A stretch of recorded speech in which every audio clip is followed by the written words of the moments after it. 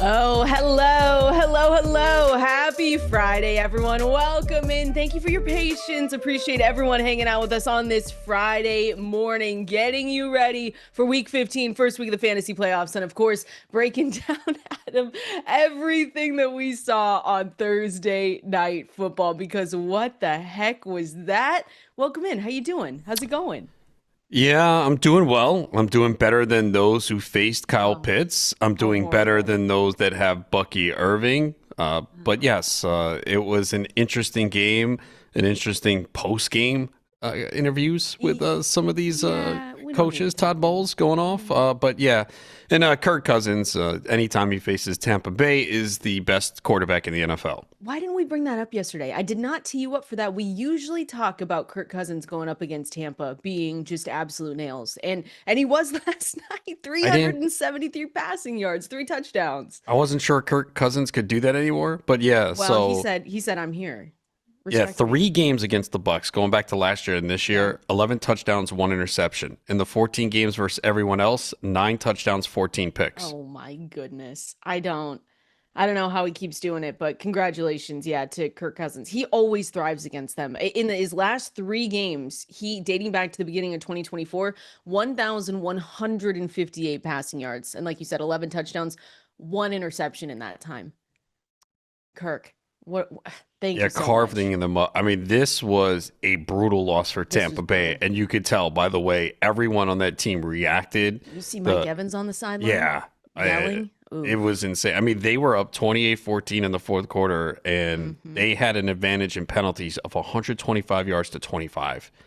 And that last drive too, you have it's 1st and 10. You run with Bucky Irving -4 yards, then you throw it on 2nd and 14. Now, if Baker Mayfield made a better throw, Oof. Emeka Egbuka might still be running and would have a better fantasy day, but he could not connect with him. And then they have the third down where they can't get it and give up that drive, marching them right down the field and kick the field goal. So yeah, I mean, Tampa Bay obviously is still they can still win the division. They play the Panthers twice, and I think I saw in the Vegas odds they're still somehow favored. But obviously, Carolina's in a good spot, especially if they Yeah. can win this week. Yeah, I couldn't believe it. And it was a fun game. Like for us to be able to start week 15 like that, it's going to be crazy this weekend. You can already tell when you have a 29-28 victory with a Zane Gonzalez walk-off 43-yard field goal, it's going to be a good week. Now, you said it. There's probably some people right now that faced Kyle Pitts or what's worse? Well, no, I know what's worse, but it's facing Kyle Pitts in the first week of the fantasy playoffs, but it has to be so heartbreaking if you had Kyle Pitts and you benched him. That Yeah, also someone has to already hurt. messaged me yesterday that they benched him for Ferguson, and I don't understand that. Like, no, like, look, Kind of we talked understand. about it, and I believe because I think our consensus rankings had him 4 at tight end this week. Like, Yeah, look, you know what? We did. yes, with Yeah. no Drake London, we have seen it now. If you wanted to wait the first week, fine. But he's had 2 really good games in a row, and he has a 29% target share without Drake London. So they have no one else. Darnell Mooney is not healthy.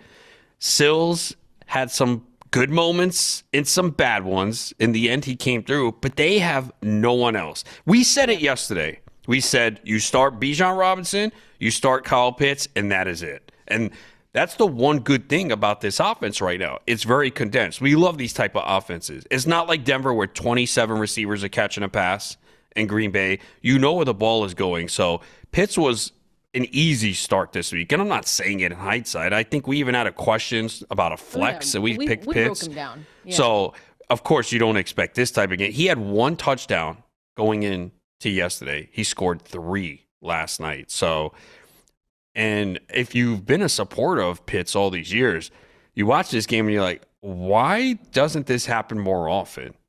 Like not Yeah. this type of game, but why isn't he getting targets more often? We see how good he is. Yes, he's had injuries that have slowed him down. Drake London obviously commands a big target share when he's there. I even said this game is just a painful reminder to those with Drake London what could have been if he was healthy, because this would have been Drake London more than likely. Oh, don't do that to us right It's now. Come true though. on. I'm just trying to have a good morning.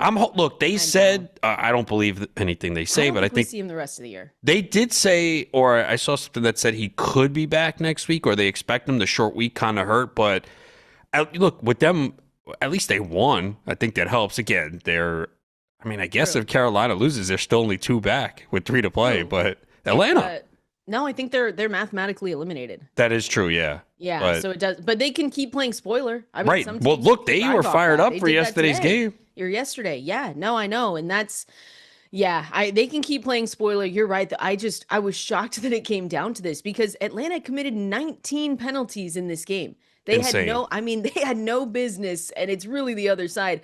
But Tampa had no business losing this game. 19 penalties, the most in a game by any team in the NFL in the last 5 seasons, the most by a Falcons team since 1999, according to True Media. I mean, when you couple that with everything else, it's just crazy that they were able to not only, they drove down the field because of Baker Mayfield and that interception, and Kirk Cousins, again, shout out to him for being able to do it. They trailed by 14 points with 10 minutes to go, had 4.8% win probability according to Next Gen Stats, and they were able to pull through. So, Kyle Pitts managers, congratulations. Pour yourself a cup of Folgers. I don't know what you need to do.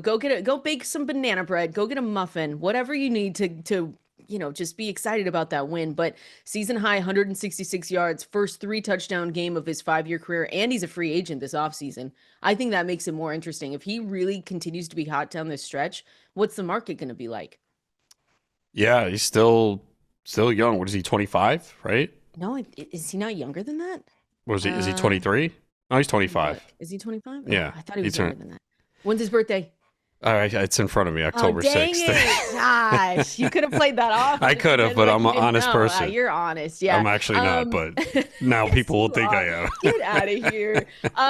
The other ones though too. I mean, Bijan Robinson had a Bijan Robinson day, right? At 29 Yeah. fantasy points. We'll take that as well. 19 carries. At the beginning of the game, I almost just wanted to yell at my TV and be like, "Can we do anything else with Bucky Irving, Bijan Robinson?" But he had 19 carries, 93 yards, 1 touchdown, and then also in the receiving game, 8 receptions, 82 yards on 11 targets there as well. So you'll take, I mean, 29.5, 45.6 from Bijan Robinson, Kyle Pitts combined. That is a great start to your weekend if you have them. Yeah, for sure. On a short week too, for Bijan to get 27 touches, now he'll have some extended rest, which is great if you advance to the next round. And his next matchup is against the Cardinals, so that's a good one. Yep. Yeah, this is what we expect from Robinson. You didn't see Algier take too much away, just 2 carries for Algier. So they just went heavy with Bijan, which again shows you that they talked about it pregame all week. They wanted to play spoiler. They knew they had nothing to play for, but They did. they wanted to ruin the season for Tampa Bay, and they certainly did. And Tampa Bay's really struggled here. I know Baker Mayfield, fantasy wise, the numbers are good, but again, he looks off. It looked horrible. It does not look good. Now they No. get the receivers back. If you plugged Mike Evans in, I know he was kind of a tough call for some people. I liked him the most of the receiver group here. I thought he would be in on key downs and in the red zone. Came close to scoring. He got a target when they were at the 1, but he led them in targets with 12, and he didn't even play a full complement of snaps. And, that was the whole thing. Now, he did take a couple of big hits. It looked like Baker was trying to send him right back to the IR with that high pass, and then he lands on his back. But you got to feel good about that. But Egbuka ran a season low in routes. He still had 4 for 64. Not good. 10 fantasy. Yeah, 10 got you. I mean, you'll take 10, right? Based on what he's given you, but you hate it. I know. Yeah, he had 7 targets, so he was second on the team, but Godwin was out there 95% of the time. Now, it didn't result in a big day. He did get a touchdown, had a key reception late, but it's not a great sign for Egbuka because you got to think Evans's snaps are going up, and even Jalen McMillan is there in the mix too. So, yeah, it's not great for Egbuka right now.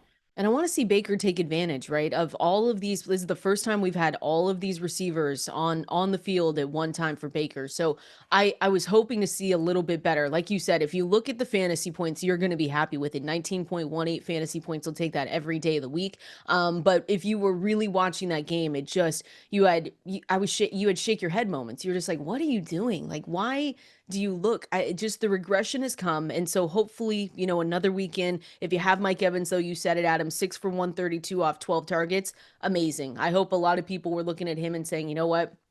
Hopefully this is good enough. I know we had a ton of questions on him yesterday, and him and Meke Buka. So that's probably how we're going to have him ranked the rest of the season. Chris Godwin can still get in there, like you said, but he was aided by that touchdown. He had 5 targets as well. So overall, some good fantasy points, some good production, some lows as well. We'll talk about Bucky Irving here in a little bit. Only 8.1 fantasy points there, but overall, an insane game and a really fun way to start Week 15. We're gonna keep talking about this game. We're also going to go through some of the biggest Week 15 questions. That includes your questions at Valenzuela 17, at Adam Ronis over there on X. Send them our way. We had so many yesterday. I've saved a few of them to try and get to as well. But send in any questions that you have. We're going to break down Week 15 questions coming up here next. All right, guys, we're going through the biggest Week 15 questions heading into it. And again, I hope that you didn't face Kyle Pitts. To be totally honest with you, I just got a text from one of my best friends, Adam. She sent me a screenshot. First time playing. It's the first work league she's done.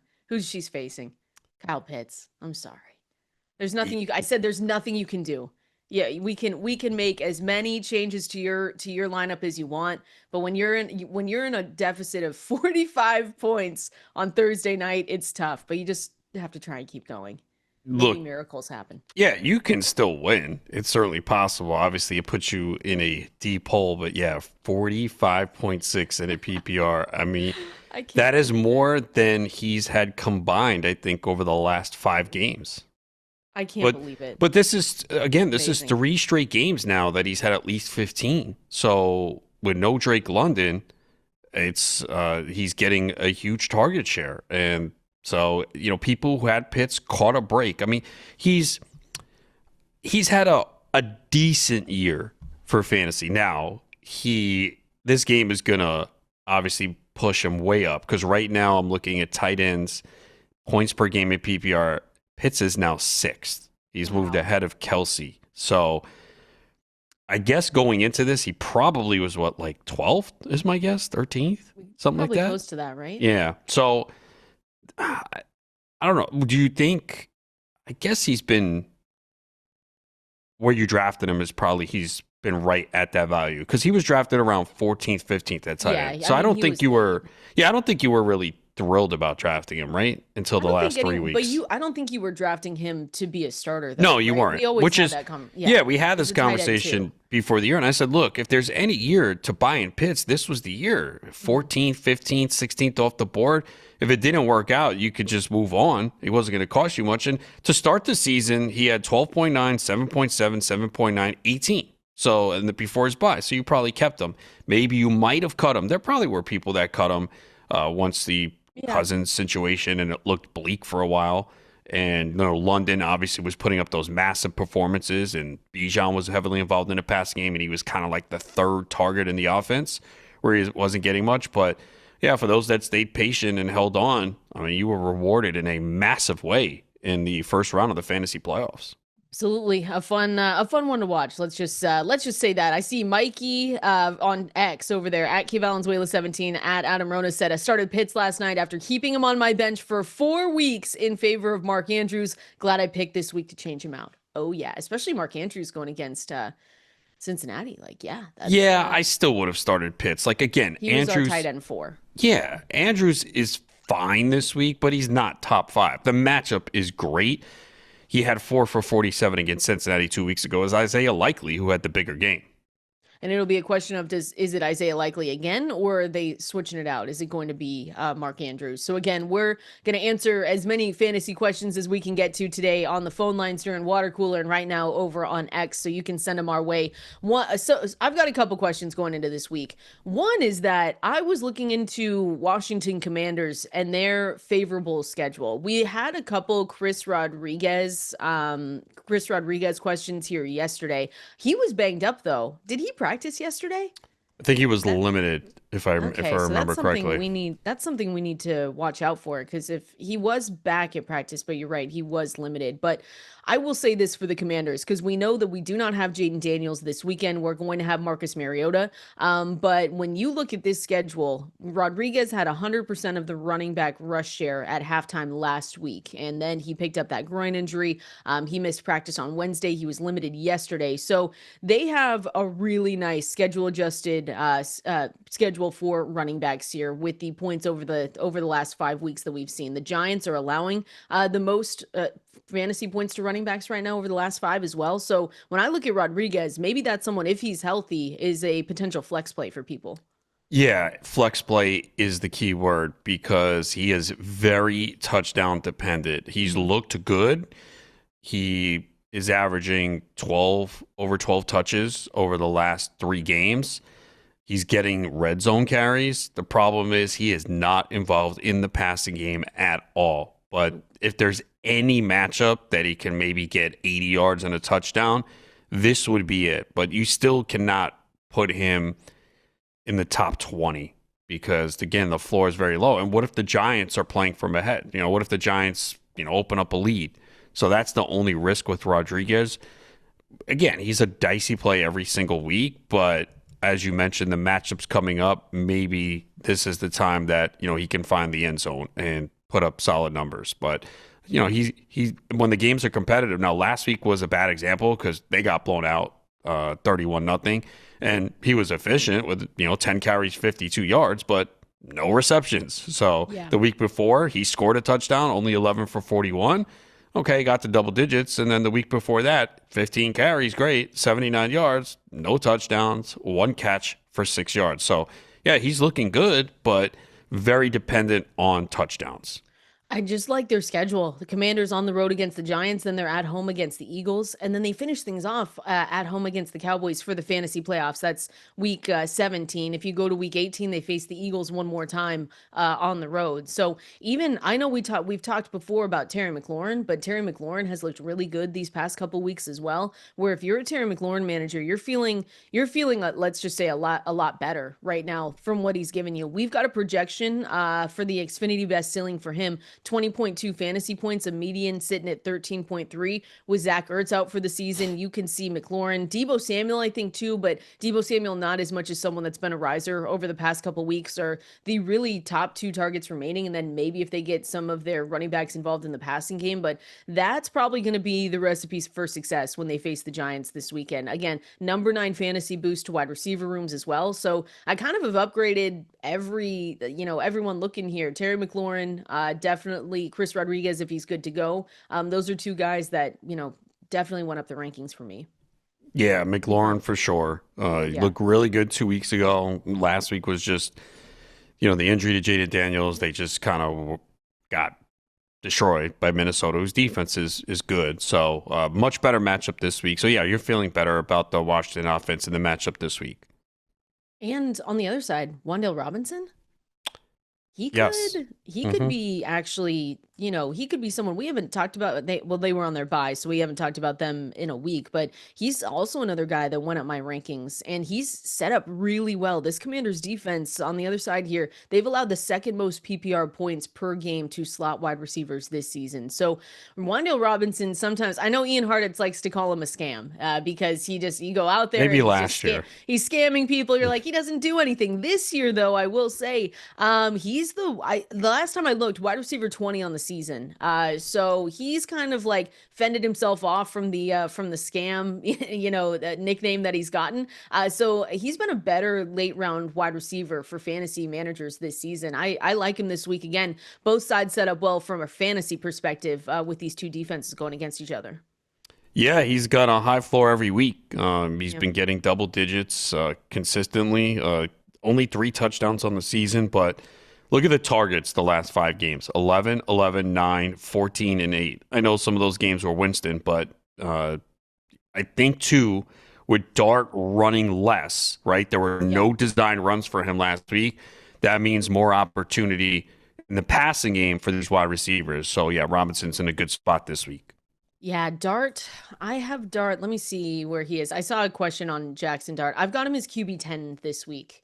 Um, but he's just running. We had 0 designed runs for him Mm-hmm. before the bye. And so it makes you nervous because he can get things done through the air. But one of the things that we always said when you were picking up Jackson Dart off the waiver wire, if you were drafting him as your second quarterback, third quarterback, maybe in Superflex, is that he would give you 50 plus yards on the ground, right? He'd get those carries, and they've really trailed off. He started the year with 10 carries, 7, 13, and it's gone down to, last week it was 4, but when we talk about designed runs, it was 0 of them. So he had four carries for 20 yards last week, 13.56 fantasy points. That's what you worry about with Dart going forward, is that the everything has to be lowered. Like he's not getting you 20 plus fantasy points every week. He's going to sit closer to 10 to 15.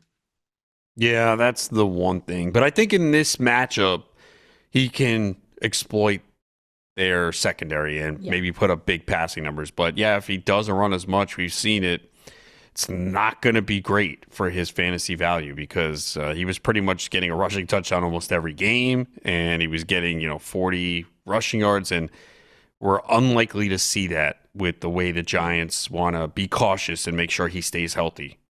All right, I see some questions coming in here. Appreciate everyone hanging out with us at Valenzuela 17, at Adam Ronis over there on X, and the rankings that we talk about. I see a question here about the rankings. You can go to fantasylife.com, and so it's at the top left. You go to the fantasy dropdown, you go to rankings HQ, and you can see all of them. If you have a Fantasy Life Plus tier 1 or tier 2 login, then you get all of our rankings. If not, mine are 100% free. Same with Waz over there, so you can check those out. Fantasylife.com. Question from Todd: full point PPR, Ashton Genty or Quinshawn Judkins this week? I'd probably go Judkins here. Yeah, I would too. Genty, I have him back to back. Yeah, I'm 16, 18. So Genty, you're relying on him catching 5-6 passes, which he has done. Unless you feel this Eagles team is collapsing and Vegas can stay competitive with him. It looks like Kenny Pickett's going to get the start, so you have that revenge game narrative there. Judkins obviously should get this is going to be an extremely cold game. I mean, they're saying that it could be one of the coldest games ever, with temperatures feeling like it's below 0 and the negatives there. So Judkins is going to get a massive workload. Yeah, I've got Judkins, like I said, 2 spots higher, RB 16 and Genty RB 18, just because we've talked about that offensive line, Adam. It's not good, and it's not easy. I would think that the Eagles come in here, but we've said this before. They're going to be an angry Eagles team, and Are they? They don't perform. No, Hopefully taking it they're back. not. I'm hoping that what's happening with them? Look, if they don't perform well against Vegas, then maybe this is what is 2 years ago when they just completely They're fell. already there. This is a team that looks more like the 2023 version than It last looks year. like them, but they. Okay, fine. Even if they make the playoffs, yeah, they could lose in the first round, is what you're saying. So yes, It is similar. The vibes are pretty bad. So it's horrible. I mean, at least AJ Brown's on a heater, right? That's all he wants. And Barkley's been better, and he's got a good schedule. Been. I mean, 4 games for Brown. Target share is 44%, 29, 44%, 37%. You have to think that they switch that up, though. They're not winning those games with him featured like that or getting Devontae But Smith. it's not. But that's not the reason why, though. No, I mean, it's still. Look, Hurts just had a pretty bad game. I mean, a couple of those throws were not his fault on the interceptions, but he was bad. As a Devontae Smith manager, how about I say this? Why not split it up a little bit more? Just give Devontae Smith a little bit more against Las Vegas. I'll take 16. 16 sounds nice. We haven't had 16 fantasy points from him since week 10 against Green Bay. Yeah, that's crazy because he was so consistent for a long stretch, and now all of a sudden he has not been. Again, the floor's been pretty good, but yeah, he hasn't scored since week 10. I mean, the targets, he's got 27 targets the last 3 games. It's just not a lot of catchable passes. Nope. Not at all. So we'll see what happens there in that game. Like Adam just said, though, it looks like Geno Smith is not going to be able to play in this one. So you do get Kenny Pickett on the other side. You really haven't been starting many players over there for Las Vegas. And it's still Brock Bowers, so he's still a top 4 tight end for us going into the weekend. And then you just hope Ashton Genty can find the end zone over there. We're going to continue on taking your questions and going through some other rankings risers. If you have Travis Etienne, maybe you should buckle up for a big game this weekend. Same with one Derrick Henry. We're breaking it down here coming up next.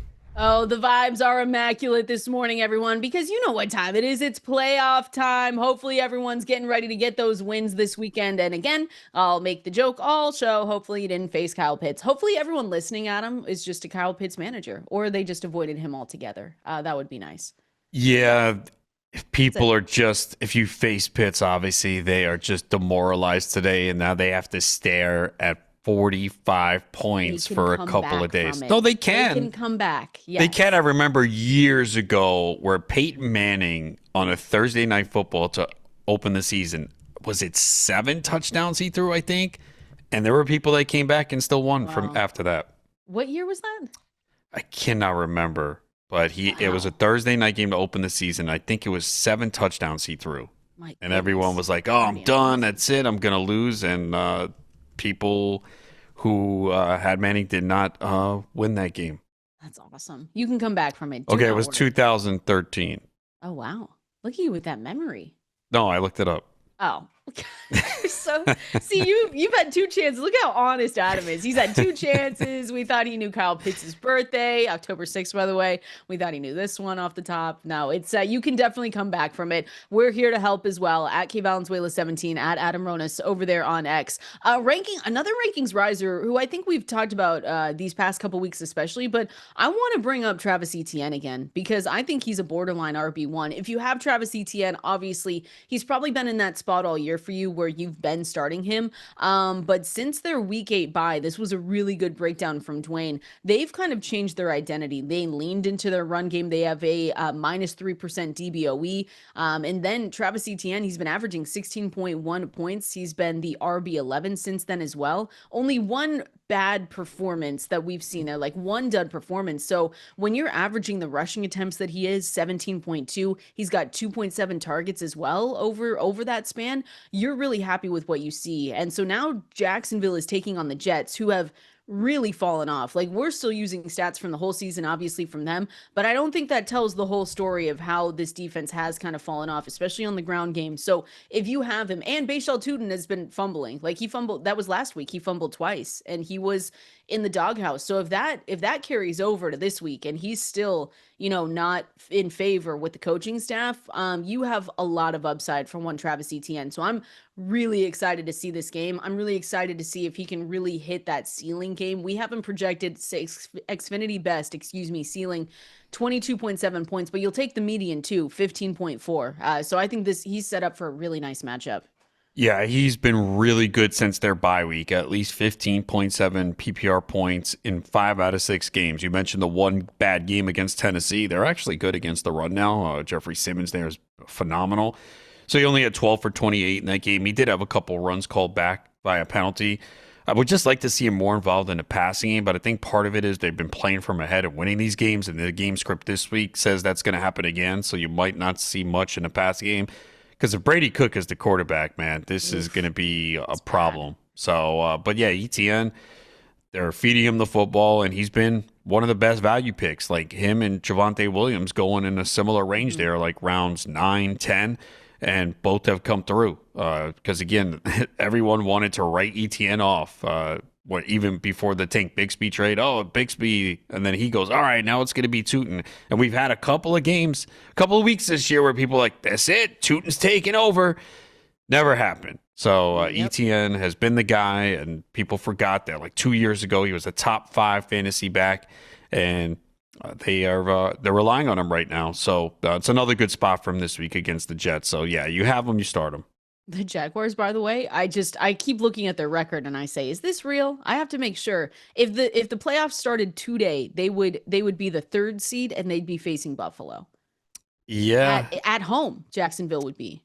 It's crazy because there was a period this season where we're like, yeah, this is not happening. Trevor Lawrence is terrible. And he's played a lot better lately. I mean, even in fantasy, he's become someone that is had some good fantasy games. He's got multiple touchdowns now in 3 straight games. Yeah, I can't actually believe it because this was almost how we're talking about the Dolphins, right? The Dolphins had a team meeting after week 1.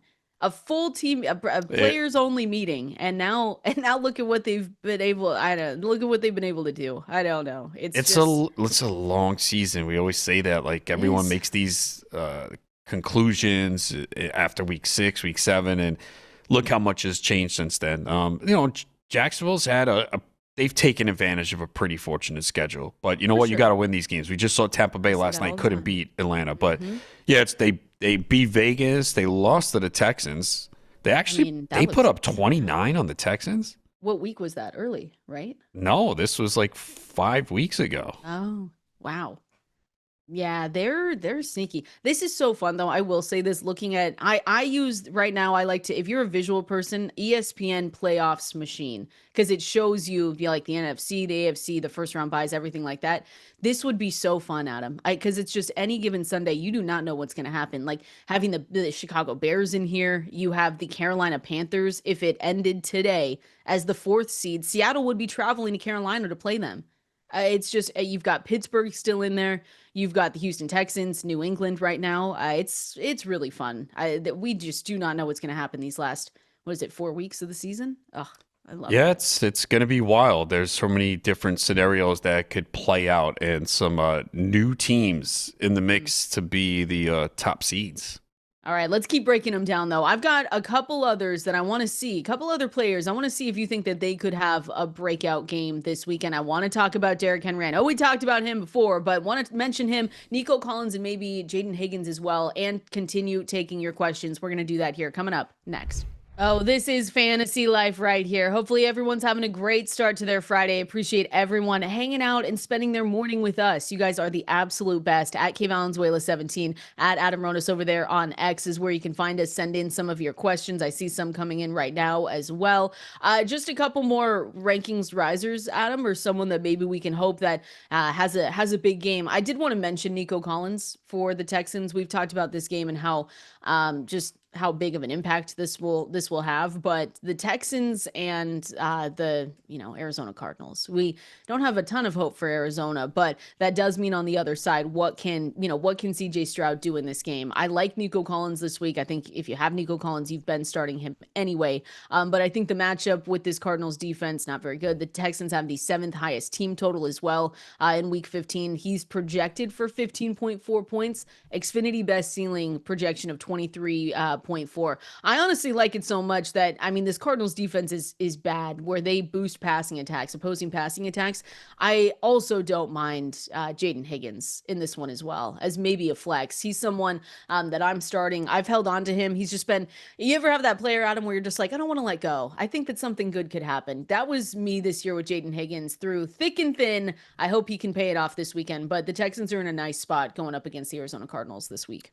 Yeah, they are. And we've seen Higgins start to get more involved in the offense, play more snaps. And, a lot of weeks they don't need to open up the offense. The defense has been so good. But this could be a week where they put up a lot of points on the offensive side. And you hope that Arizona could at least keep pace a little bit. We are worried about this matchup. But yeah, Nico Collins has been really good. He's dealt with some injuries this year, but he's a guy too that he doesn't need heavy volume because he makes big plays. I mean, every week he's making like a 30, 40-yard catch. Yeah, and it just feels like it's the right time. Jayden Higgins again, someone that I'm flexing, that I think is definitely a flexible kind of player this weekend. I saw, and just to update everyone, and we'll talk about this in the water cooler too, but Marvin Harrison Jr. was not practicing yesterday, so he's on the wrong side of that questionable tag. It looks like we will probably be without him again. We have to wait until that's confirmed, but that means that at least if you have Michael Wilson, Adam, and I know that's a big question for some people, it feels like based on what he's given us so far in those games without Marvin Harrison Jr., that he might be very hard to steer away from. I understand because of the matchup that people might just say, there's no way I want to go anywhere else with this. But you have any hope that even with Marvin Harrison Jr. out going up against this Houston Texans defense, who's shut down a lot of guys? I mean, they've shut down almost everyone. What are your expectations for Michael Wilson? You have to be concerned. You cannot expect what he's got in the last few weeks, but it's tough to bench a guy that is performing at this level. And again, it goes back to, okay, who are you playing over him? Because as we go down that list of wide receivers, there's a lot of question marks, right? There's Yep. just inconsistency. The offense has changed. Like a lot of those Colts receivers, you're not playing any of them over Michael Wilson, right? So No.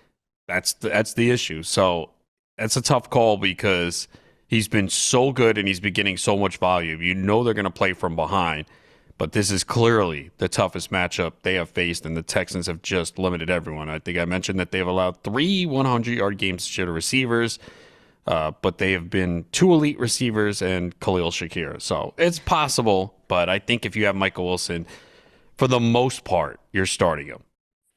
Derrick Henry. You don't need us to tell you that you're starting Derrick Henry, but I will say this matchup just screams. Wouldn't it be fantastic for a nice Derrick Henry huge game going up against Cincinnati? If you look at any of the stats, any of the Bengals run defensive stats since week 6, you'll basically see 31st or just dead last across them. Rushing yards per game last. Yards per rush last. Let's see. 12 20 plus yard carries, absolutely last. Explosive rush rate, 31st. So you can pick a stat, Adam. I know that people listening don't need us to tell them that they're starting Derrick Henry, but he's someone that sometimes we just don't talk about those elite guys because they're elite. You know that you're going to start him. He's only gone scoreless. Let me say this stat, though. In 2 straight games, once all season, he did not find the end zone against the Pittsburgh Steelers the last week. So you know what that means, Adam. It's a 2-touchdown game for Derrick Henry. It could be, and maybe they will learn their lesson and go to him a little bit more because that game in Week 13 against the Bengals, only 10 carries for 60 yards, and he did have a 44-yard catch in that game. That was a short week. I don't know if that was a factor. He was coming off a game where he had 23 touches, but we usually expect Derrick Henry to wear teams down in December, and the Ravens obviously need this game. So if he gets the 20 carries, then he should go for over 100, but he's not the same player he was last year. But he will be this weekend. How about that? For the fantasy playoffs. Come on. I don't have him, so I'm cool if he has another bad game. Really? Nowhere? No, I don't have him. Oh, you didn't like him.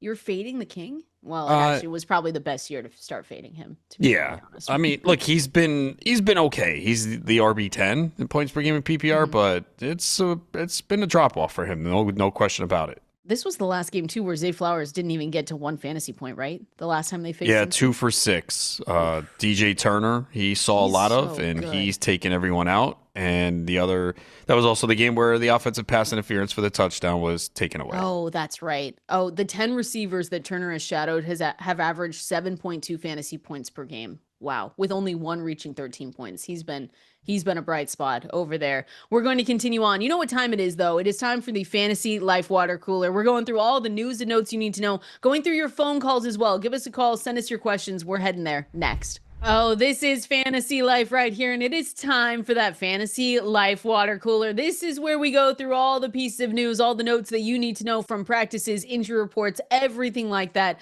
to get you up to speed and ready for Week 15 across the NFL. Kendall, Valenzuela, Adam, Ronis with you right here, and we're going to go through, every single injury, not every single one, there's a lot, but some injury reports that we saw that'll impact your fantasy football start-sit decisions, and of course, we're going to be taking your phone calls and your questions. Phone number to call in, 888-963-2682, or you can press that new call-in button on the Sirius XM app. We see some questions already throughout the day coming in at KValenzuela17, at Adam Ronis over there on X as well. And then as always, we're going to point you in the direction of fantasylife.com. So that's where you can go sign up for our newsletter, check out the rankings, the projections that we talked about, the utilization report, everything you need to continue dominating those leagues. Dominating in the playoffs is where you want to go, fantasylife.com. You want good news, Adam? Let's start with good news. CeeDee Lamb clears concussion protocol. There we go. Good job, CeeDee Lamb. We figured this was going to happen because that was a Thursday game that he played, where he went down with that concussion. But he is back. He is ready to go. Cleared concussion protocol on Thursday. Was able to get the full practice in ahead of their Sunday. That's Sunday night, right? Against the Vikings? Sunday night, Sunday night. There we go. So he's on track and looks like he's going to be ready to go. That means, Adam, the other side of this, if you picked up Flournoy, right, this is probably where you just say, you know what, I spent some money. It was worth it to try and just see if CeeDee Lamb was maybe not going to be on track to play, but it makes him very difficult to be startable at this point. Yeah, that's for sure. Obviously, he benefited with Lamb going out, and we know this past the game is Lamb and Pickens. So, yeah, it's wasted money. Oh, it's okay. I mean, I would rather waste money on someone that has the potential to start, like Jalen Wright. I spent some money on Jalen Wright this week just in case Etienne went down. Well, yeah, and at least I was heard a press conference from McDaniel, and they kind of made it seem like that was not the plan. That Jalen Wright got hot, so it would be intriguing to see if Achane missed time, like if that would happen again. I'm not so Or it could sure after be hearing Ollie his Gordon. comments. Yeah, I I mean, mean, they've liked They Ollie Gordon the whole year. yeah, and they had the carry inside the 10 they gave to Gordon, and he scored. So they went with a hot hand situation. Was that kind of how? Yeah, it seems like that's common across the NFL right now. Well, it's not good, folks. If you have Omari in Hampton, you might want to just turn the radio down. I don't. Here's the thing. I guess we have to believe this. So this was just this morning. Chargers offensive coordinator Greg Roman said the quote hot hand at running back will get the bulk of the work going forward. So fantasy managers rostering Omari and Hampton, Kamani Vidal. We need to take a note on this. Hampton was outsnapped by Vidal. It was 51-23 in his return with the ankle injury. He saw more like when we look at the splits, and that's what we talked about with Dwayne a little bit with Omari and Hampton there. 15-17 in that win that they got over the Eagles. But here's what we don't want to hear in the fantasy playoffs on him: hot hand. That is just a killer. So if you have Omari and Hampton, if you have Kamani Vidal going forward, are you downgrading them a little bit in the rankings? Or are you just saying, well, I have to play one of these guys and hopefully my guy's the one with the hot hand? Yeah, I think you move them down a little bit, but so I have in the playoffs, I have Hampton and Vidal. So I am going to go with Hampton right now. Look, he's the better player. He's more explosive. He can break bigger runs. Vidal got fortunate on that 60-yard reception. I think it was the first play of the game or one of the first plays. He didn't catch another pass the rest of the game. Hampton had the reception to score early in the game. Hampton averaged 4.3 yards per carry. Vidal was 3.1. So, and it was Hampton's first game back too, and I thought he looked pretty spry. So he did. I'm gonna go with Hampton, but yeah, if you had him I don't know. If you had him RB12, you'll probably move him down a little bit because he could lose some carries. Oof, I have him RB23. Okay, well, yeah, that's fine then. Yeah, I feel like that feels right. So I have him right behind Rico Dowdle, Jalen Warren, Woody Marks, Breece Hall, and so he's ahead of guys like Kenneth Walker. Wait, you have him behind Breece Hall? Yeah, just I wouldn't do that. All right, I'll switch him. Maybe. I don't know. It's not. I was actually looking at that before the show started because I was trying to figure out like what this could look like with the Jets and Breece Hall. It's not going to look good. With Brady Cook. It's not going to look good. I'm just waiting. I like to get the confirmation. The quarterback uncertainty. It's actually a really hard matchup against this Jaguars defense too. They've allowed the second fewest yards, fifth fewest fantasy points, third lowest yards per carry to running backs. Which again, you might not think that from Jacksonville, but you look there and you say, "Oh, okay, that's actually pretty good."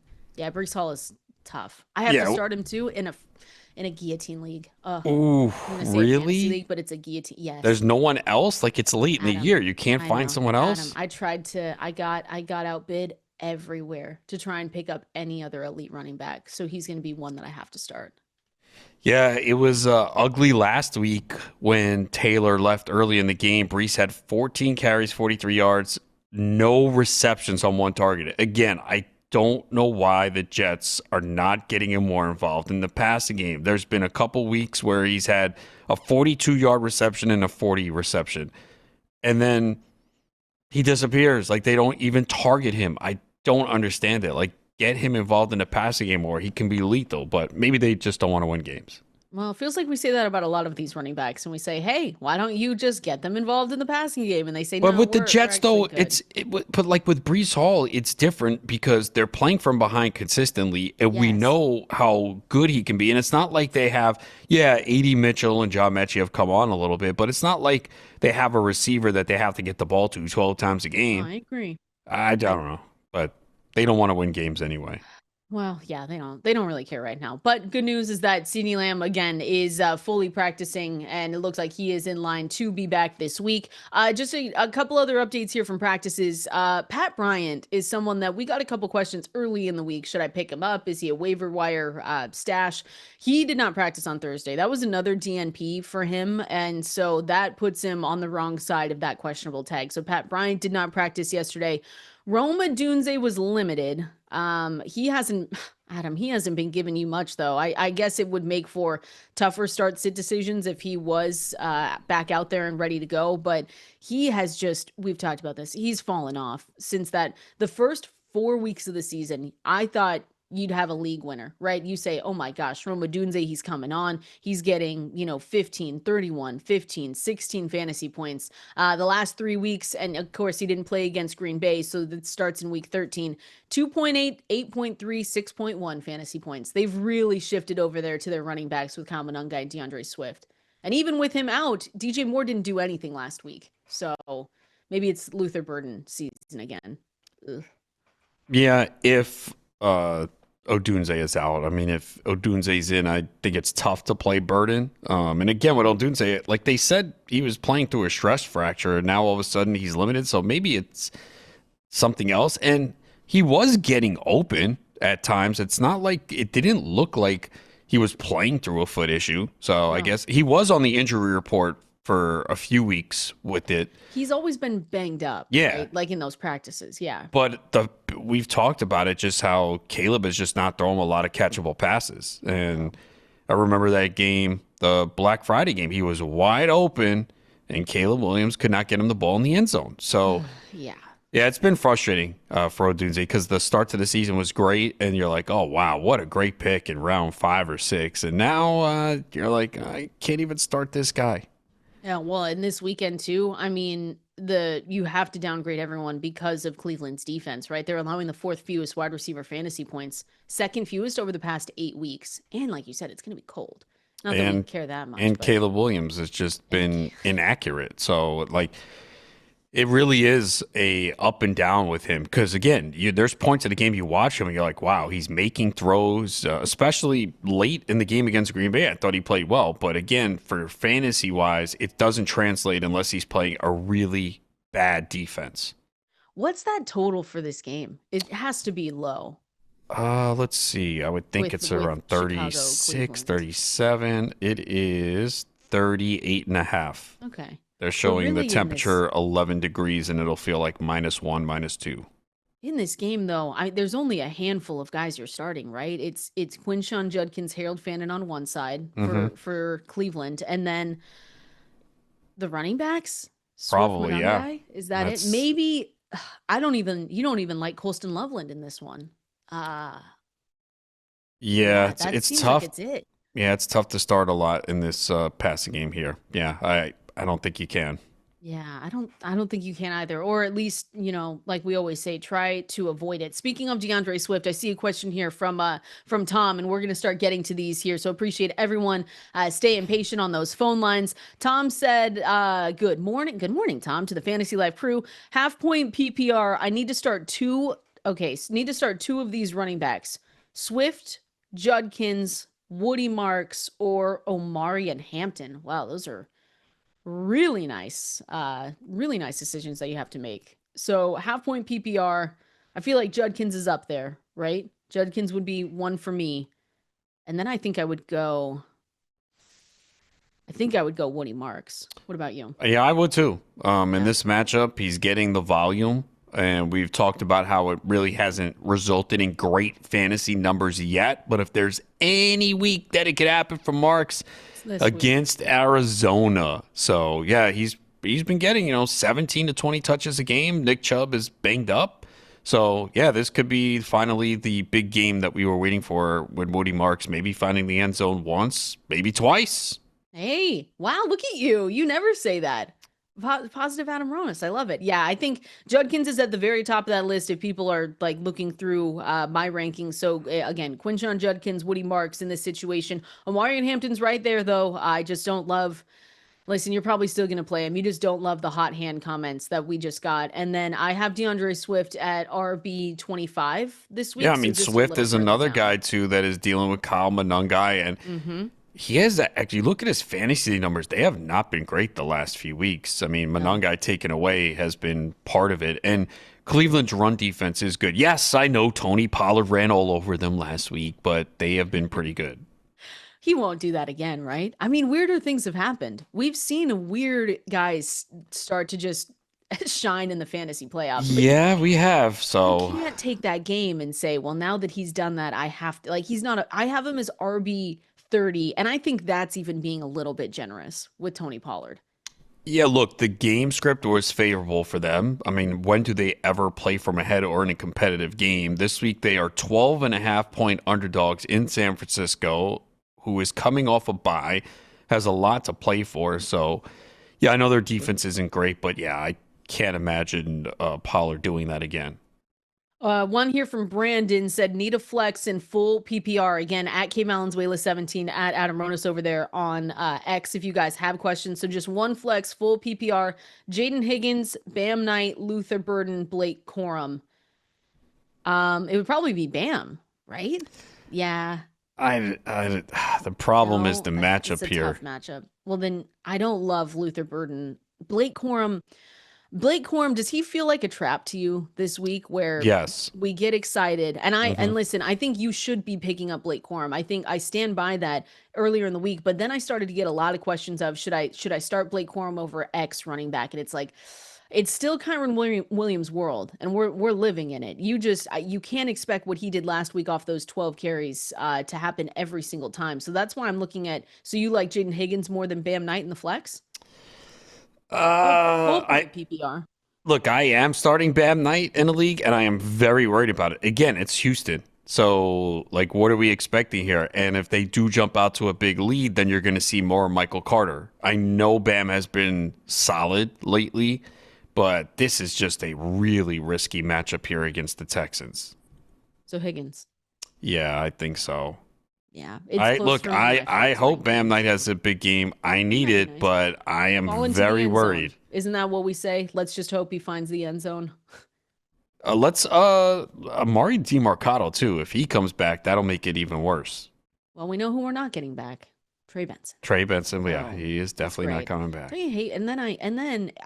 I don't do this for a living. And then I kept him on one of my high stakes leagues teams for no reason because those waivers are No, closed. I don't know I why I think a did lot that. of people did that in the high stakes leagues where you have 20 roster spots, and if you go, especially the last week or two, so the waivers in the high stakes leagues closed week 14. If you went through the running backs available that week, there was absolutely nothing. So I did too. I kept them in a Yeah. league because there's nothing on waivers. Now, it would have helped if we had this decision week 14. Now, there was a hint that week.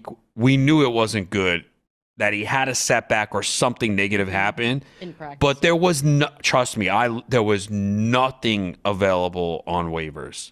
Nothing. So I held on to Benson in that format too. All right, more news just here that I want to make sure we get to. Again, Pat Bryant did not practice. Marvin Harrison Jr. did not practice. Mike McDaniel said Devon Achane will be limited in Thursday's practice. That's their first Yeah, technical because they one play of the week Monday. because they play Monday. So this is one where if you're not doing anything on Saturday, just take a look at what we see from Achane because that's their first practice of the week. So we want to see how he's able to progress. And then the other one here is that Josh Jacobs had an MRI after his knee stiffened up last Sunday. Josh Jacobs is a tough player. He is one that we did not expect that 1 week, a couple weeks ago to play, and he was able to go back out there. I will say this, though. If you have Emmanuel Wilson, hold on. If he's for whatever reason floating around your waiver wire, go pick him up because this is where we start to see workloads really wear on some of these running backs. So he went and got an MRI after his knee stiffened up, said that he was experiencing discomfort during their loss to the Bears. Scans came back clear, but he is still managing the injury. Said he's going to be out there because, again, Adam, he's a tough player. We almost always see him go out there. But just in case, hang on to your Emmanuel Wilson shares.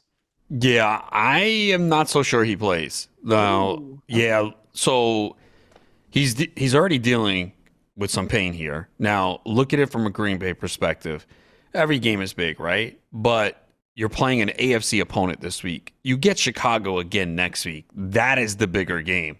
So I could see them saying, look, we'll have Emmanuel Wilson. We gave him a big workload a couple weeks ago. He came through. We really need you down the stretch, and we need you for this Bears game to lock up the division. So just sit out this week. Now, will Jacobs say yes? Probably not. But no, I think it's a possibility. Like I'm worried about Jacobs this week. If I had him, I'd be very worried. Hopefully you have Emmanuel Wilson. Hopefully you have Emmanuel Wilson, and hopefully he makes the decision. Hopefully it's not something where it comes down to a game time decision. That's what the one good thing this week is we actually have 5 games in the 4:00 window. Wow, that's a lot. Yeah, it might be the first time this year. Wow. Or if the season ended today, Green Bay would be the 2nd seed going up against Chicago. 7 seed for Chicago. So just something to pay attention to with Josh. Yeah, look, I mean, I'm not saying this isn't a big game. It is, obviously, because they are playing for seeding. But as far as the division, massive game against Chicago next week. Let's go to the phone lines quickly here. Let's go out to Dylan in Florida. Dylan, what do you got for us? All right, I got 2 questions for you. And also, I just scooped Emmanuel Wilson. There we go. I just scooped him up after listening to you guys, so that's going to add into this question. Flex, JMO, Emmanuel Wilson, if he plays, or Michael Wilson? Only one? Only one for this flex, just because I just added Emmanuel. And I don't think... Well, Adam says that he doesn't know if Josh Jacobs is going to play, so that does play into a factor. If we don't see Josh Jacobs, does that make Emmanuel Wilson jump to the very top of this list for you, Adam? Probably. I mean, it is Denver, so it's not the easiest matchup, but they're going to feed him the football. I mean, he'll probably get like 25 touches in this game. The tough one is Michael Wilson, Jameson Williams, right? Who would you go? Where would you go between those two? I have them literally separated by 1. And you got Wilson 1 spot higher, right? Yep, 1 spot higher. So it's a coin flip. Which, Dylan, I'm sorry, that's not an easy answer. Do you have one lean or the other? The safer one feels like Jameson. Can we say the word safe in Jameson? No, not with Jameson Williams. Not with the zeros he's gotten us, but... Yeah, I'd probably lean Wilson there. All right, appreciate you calling in there, Dylan. Let's go out to Nick in Brooklyn. Oh, you guys can meet up. Nick in Brooklyn. Go get some lunch with Adam. Some not tomato soup. What do you got for us? Good morning. I need one of these for a flex. Christian Watson, R.J. Harvey, or Chuba Hubbard. Happy holidays. Ooh. This is nice. Yeah, for me, it comes down to Harvey or Watson. Watson obviously has a tough matchup here. He's been on fire, but he's been good. I'm assuming he's going to see Patrick Surtain, or at least a decent amount.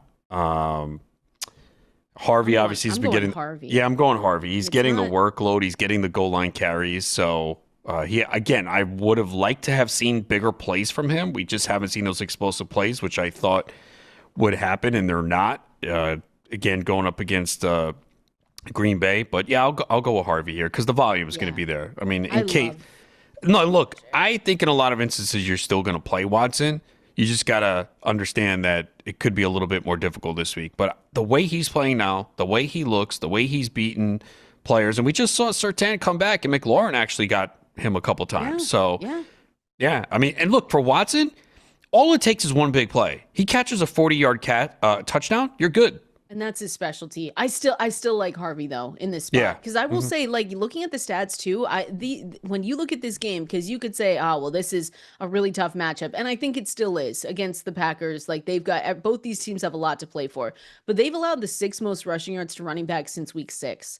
So on paper, like, they've kind of loosened up a little bit as of late. Harvey has a tough remaining schedule as well, but I think he's done a lot with what he's been given. You want to see him be a little bit more efficient, like you said, Adam, but I would go Harvey in this spot. And to me, it's not as close in my flex ranking. So appreciate you calling in, Nick. Appreciate Nick Dillon calling in. We're going to go through more of your guys' questions over there on X. And now it's time to go hard or go home. What are these players going to do for us going into week 15? We're going to break it down here coming up next. If you call yourself a sports fan, you got to have Xfinity. All the games all in one place. We talk about this all the time, but here's what you get when you watch sports with Xfinity. You get that sports zone. So that means every pro football game and over 1,000 college games, all the highlights, all the alerts, all in one place. You also get the multi-view, so you can be in up to 4 stadiums at once, which is my personal favorite. The Xfinity Fan View gives you the live scores, odds, and stats, all personalized to you and the teams that you love. You get enhanced 4K, and you get that voice remote where you can just say football. Imagine all your football all in one place. Easy. Learn more at xfinity.com. Restrictions apply. New residential customers only. Taxes and fees extra and subject to change. This is Fantasy Life right here. It is time to go hard or go home here and see what players are going to go hard for our leagues, which ones might go home. Looks like, though, not great news. T. Higgins not at practice today, Adam.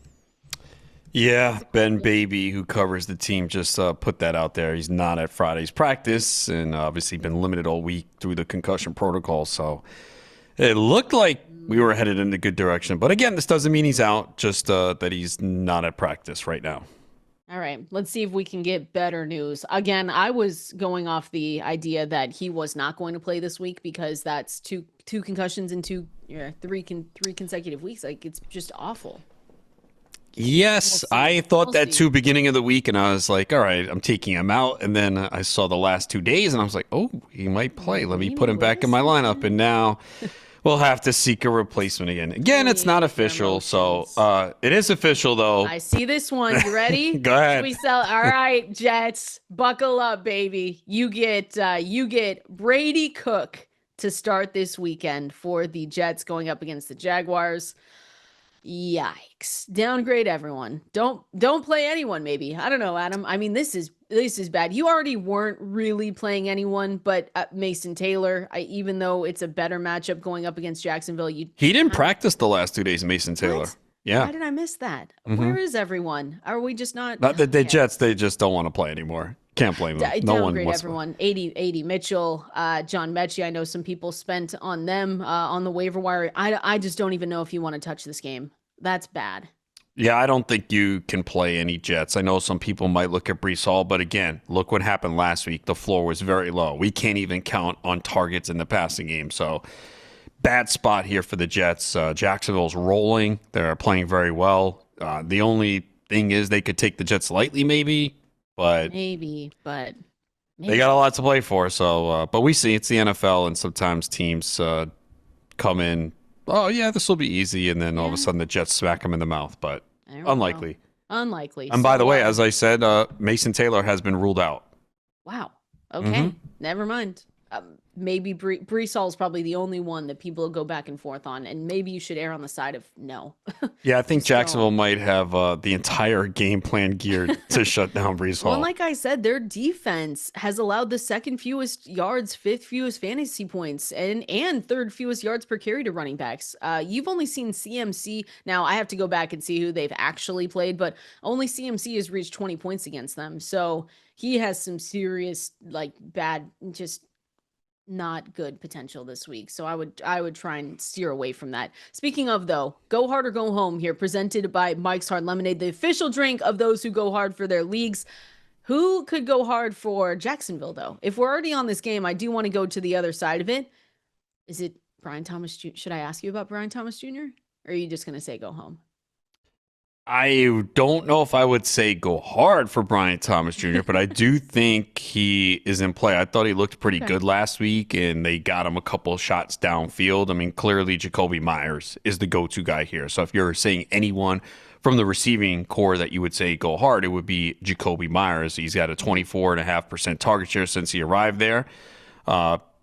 So Thomas is a guy they're looking more as a deep dart now, stretch the field. So if he can make one or two plays downfield, maybe find the end zone, he could have a decent day. But again, you also have to worry about this game getting out of hand pretty quickly where they don't even need to do much in the passing game. I mean, they could score a defensive touchdown, a special teams touchdown. So that's the only risk with the Jacksonville offense. I have him, and I think he could finish, right? Boom or bust, borderline wide receiver 3. That's how I look at him in my rankings. And I think, when you look at his historical comps from Dwayne McFarland, they've averaged around 12.4 points. So I'm looking at that as a wide receiver 3 for BTJ there.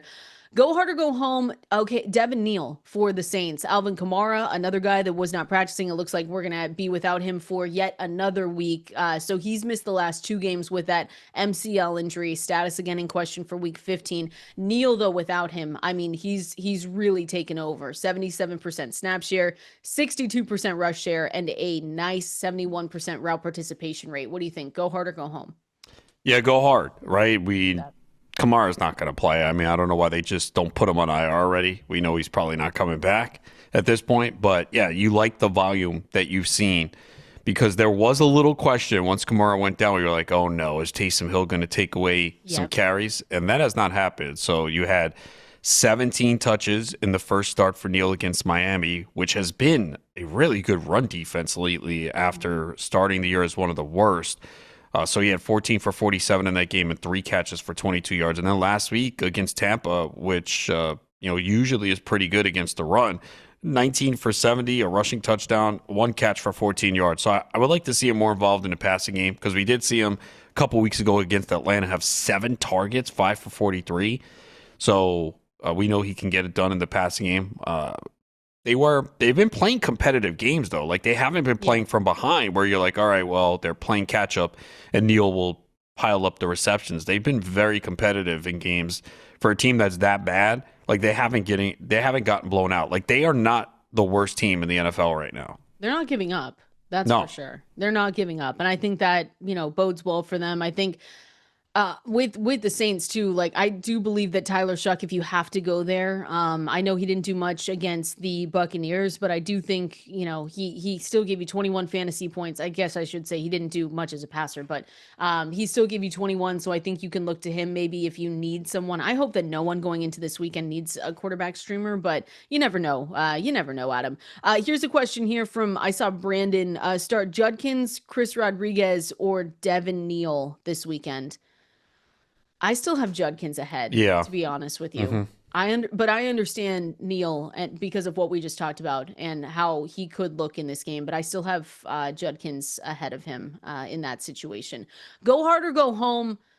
Marcus Mariota for the Commanders. Now, again, I don't think a lot of people are playing him necessarily, Adam, but that is one where Jayden Daniels is out. Mariota stepping back in as their QB1 has not performed poorly, though, when we're talking fantasy points wise. In the games that he's given us, it's been 6 starts for him in 2025. So I'm coupling Marcus Mariota with just the offense as a whole. Terry McLaurin, if that's someone people are playing, Deebo Samuel, what do you think? Go hard or go home? I'm going hard. This is a good matchup for him. He's played well at times. He's been a QB1 3 times this year when he started. He's averaging around 35 rushing yards in his starts. We know he can run a little bit. We know this Giants defense isn't good, and they give up some big plays. And he's got McLaurin healthy now. Got Deebo Samuel. Obviously, Zach Ertz is out. But, I think this is a defense he can exploit. So, I'm going to say go hard on Mariota. I think he's probably the best streamer this week. Let me give you one more because I don't remember the last time we talked about Travis Kelce. Go hard or go home. Want to say nice things going up against the Chargers? Probably not. Doesn't Derwin James usually do well against them too? Yeah. Look, I think you just have to say go hard, right? He's got to be top 5, top 6 tight end, right? You can't really put him lower. And because at some point though, we get to like the 6th tight end and you say, okay, you can start streaming at some point.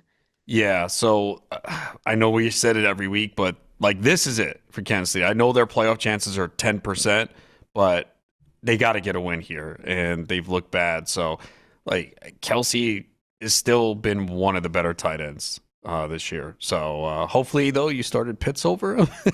I don't know if many people did, though. I know that might be one where you might not have. I think. The Chargers, too, like looking at some of their stats, they've held tight ends to 11.3 fantasy points per game, which is the 8th fewest in the NFL. But I will say, once we get to the 11-point mark with tight ends, Adam, they're inside the top 12. It's just how the tight end position works for us in fantasy. Like we're sometimes happy with 12 fantasy points coming out of there. Yeah, look, Kelce has not had like the best year, but he's still one of the top fantasy tight ends, which shows you a lot about the position, right? Mm-hmm. Because I don't think you're thrilled. Now, Kelce did go round 8, round 9, right? Way cheaper than years past. So, but in points per game right now, he's 7th in PPR. I mean, Kyle Pitts just passed him last night, though, so you could essentially, it was 6. So, yeah, just, but a lot of tight ends. Well, Laporta got hurt. Warren obviously has fallen off. Tucker Kraft is gone. That was a massive. Horrible. I mean, that one. What could have been for Kraft? I know. If you ask me a trajectory point in this season where a lot of my teams really started to turn the wrong direction, it's that Tucker Kraft injury. That was absolutely brutal. He is still sitting at 3rd points per game at PPR. That's incredible. Imagine. And I'm trying to remember the game he got hurt week 9. Was that early in the game? He had 2 for 20 in that game. I don't remember if it was. I don't remember what point of the game it was. So if it was early, you would have to kind of take that out. I can't remember. All I know is that I remember that it hurt and it was painful and almost shed a tear. Would have been interesting to see like how the targets were distributed with Kraft there, I was Watson. just going to ask you if you think Watson would be doing the same things right now, but downfield threat, so maybe a little bit different. Yeah. Tucker great after the catch. It would probably be Kraft and Watson, monster. the top 2 guys. Probably, and Jayden Reed being the odd man out there, where we probably wouldn't be saying as nice of things, but. Christian Watson we've talked about him a lot, but he stepped up. But yeah, the turning point for some of my teams were anchored by Kraft, and it was just an absolutely brutal injury.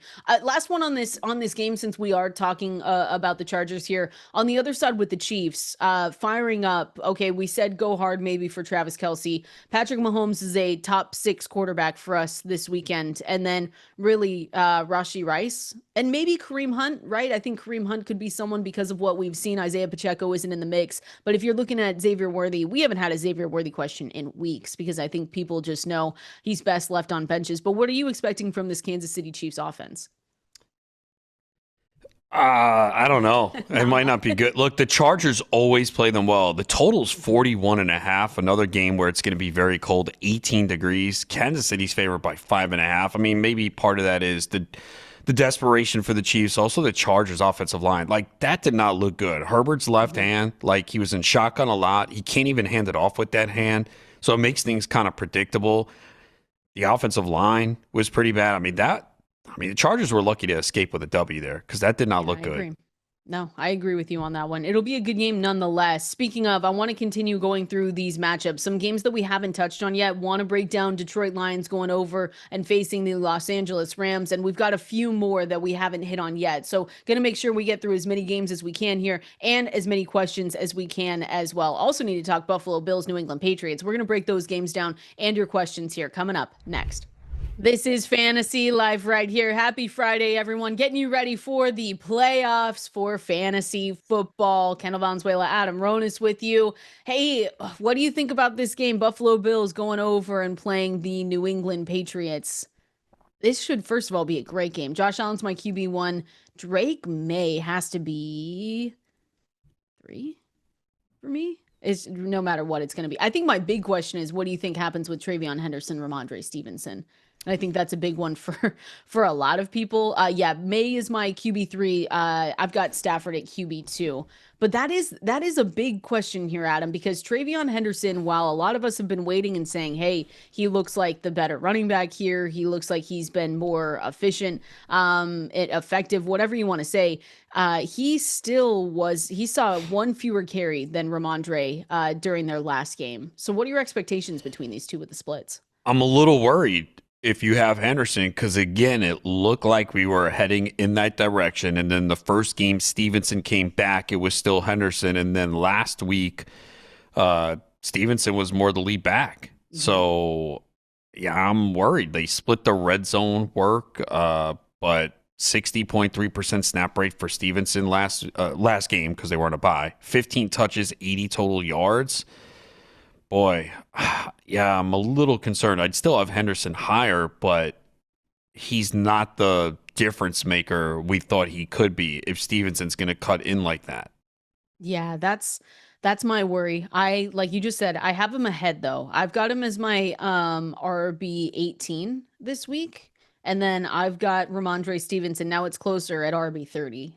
It's closer than some others have him at 38 at fantasylife.com, but Yeah, it just feels like they're going to eat into each other's workload, right? That we're not truly going to get this big takeover from Travion Henderson unless there is an injury like we saw with Ramondre Stevenson earlier in the season here. So I will say the Patriots get the league's second easiest running back schedule rest of season as well. And we talked about the Jets, which if you look at them now, they've actually just been not good against the run since trading Quinn Williams. So I'm still looking at this. I just don't think at this point, we have to say it's unlikely for a takeover from both. It's just going to be split work, which you Yeah. don't love. Yeah, no, again, we have too many scenarios like that going I on know. in the NFL Kenneth right now. Walker, the Which is, Seahawks, yeah, the Chargers the now, Chargers.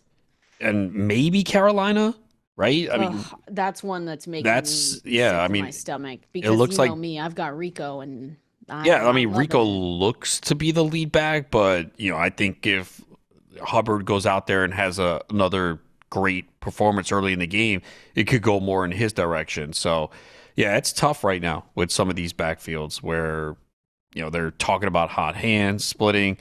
Not the ideal time for this to occur. What have you been doing with Kenneth? I know you don't have much Kenneth Walker, but I mean, people have to be over it, right? It's just with this Seahawks backfield. Me as a fan, I'm kind of over it too. They're winning, so I don't care as much. But I mean, he's had some of these games where you say, okay, he looks a lot better. And then he has ineffective run games. He's been held to single digit fantasy points in 6 of the last 9 games, 1 game over 14.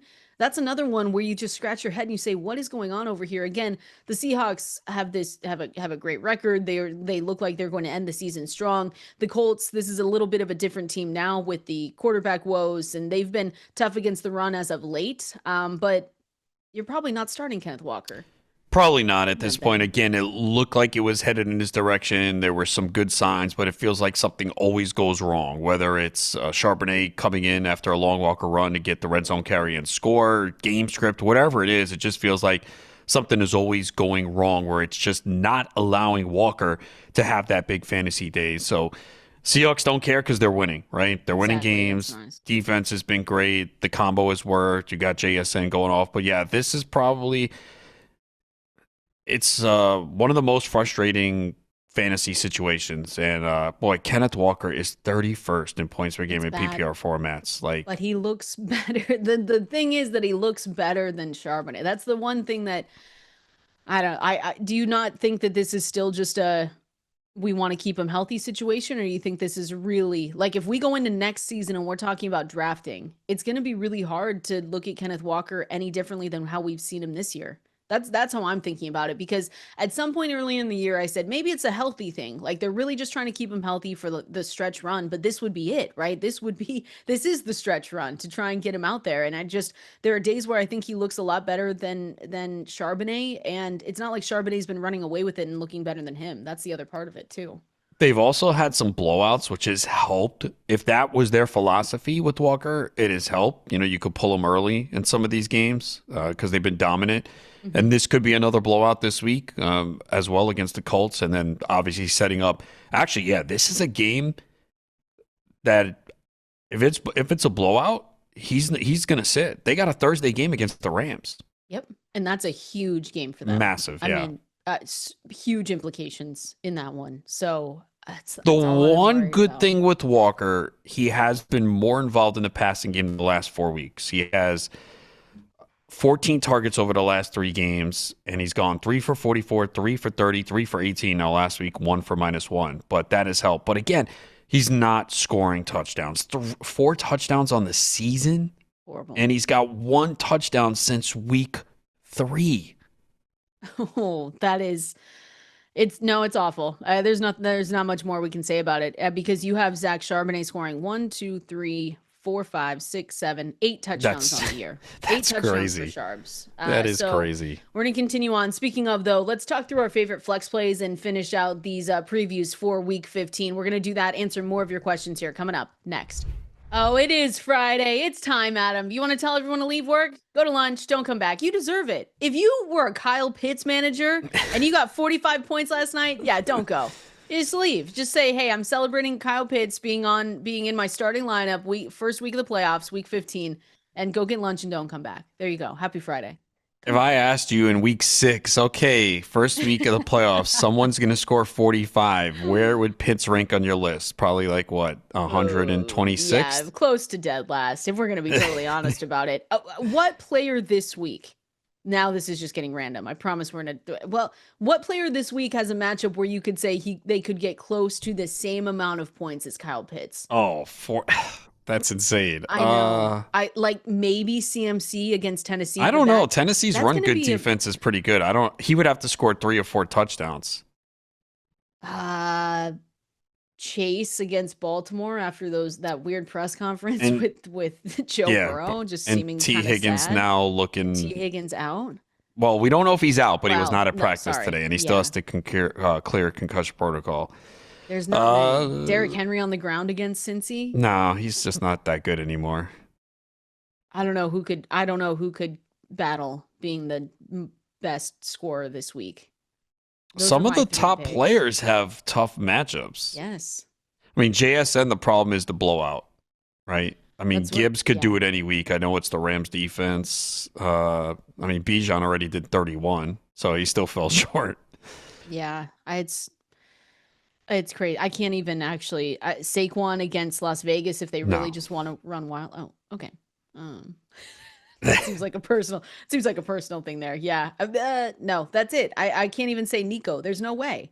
He'd have to get 3 touchdowns. I mean, anything's possible. I mean, look, if you're putting your money on anyone, it's McCaffrey only because he could score 3 touchdowns and catch 8 passes. But Tennessee's actually been pretty good against the run. Pick. He's my obviously. That's too easy though. Yeah. Well, who do you want me to say for 45 points? You want me to go all the way to the 3rd page of our rankings? Well, you wouldn't have said Kyle Pitts, so let's say Wandale. Ooh, Wandale would be fun.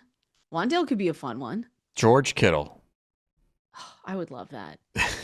How about Devontae Smith? Can I get some Devontae Smith? Yeah, okay. Jalen Hurts is not capable of doing that. Woody Marks. Oh, Woody Marks would be fun. Our favorite flex plays, though. I mean, is Darius Slayton? We've talked about Wandale Robinson. Is Darius Slayton someone with the Giants there facing the Commanders? Yeah, good matchup. Could take some shots deep. So, yeah, we've seen Slayton actually, well, he looks like he's having big games and he gets hurt. But, yeah, I think he's a solid flex this week. Pulls a hamstring. Aaron Jones. Jones. No. Jordan Mason. Ooh, that was close though. It's Friday. I'm getting a little bit tired here. Between those two, what are your expectations in that split? I saw a question on that as well that we didn't get to. They're facing the Cowboys. That's Sunday Night Football. I mean, look, it's been more Aaron Jones. We've seen Mason evolve, but I mean, it's if you're asking to pick one, it's Aaron Jones. Yeah, same here. He's the preferred option on passing downs. And so I think he's going to at least get a couple in this game. And I think he has we talk about high floor situations with good upside. I think that is Aaron Jones this weekend. All right. Who you picking? I've got a couple games here for you. Bills, Patriots. Who do you like in this game? Patriots. This is going to be a great game. Ooh. But Josh Allen scoring more fantasy points than Drake May or no? Nah, let's go Drake May. Okay. Wow. Chargers, Chiefs. I know. I'll go Chiefs, but I don't feel good about that one. Do we ever feel good about? But it's the Chargers too, man. I could really see the Chargers like losing every game the rest of the way. Lions, Rams. Say Lions for me. What are you doing? I'd love for Packers, Broncos. Packers. All right, there we go. It's gonna be Jacobs practicing a limited capacity today. Okay, all right, not bad. Better news than what we've heard.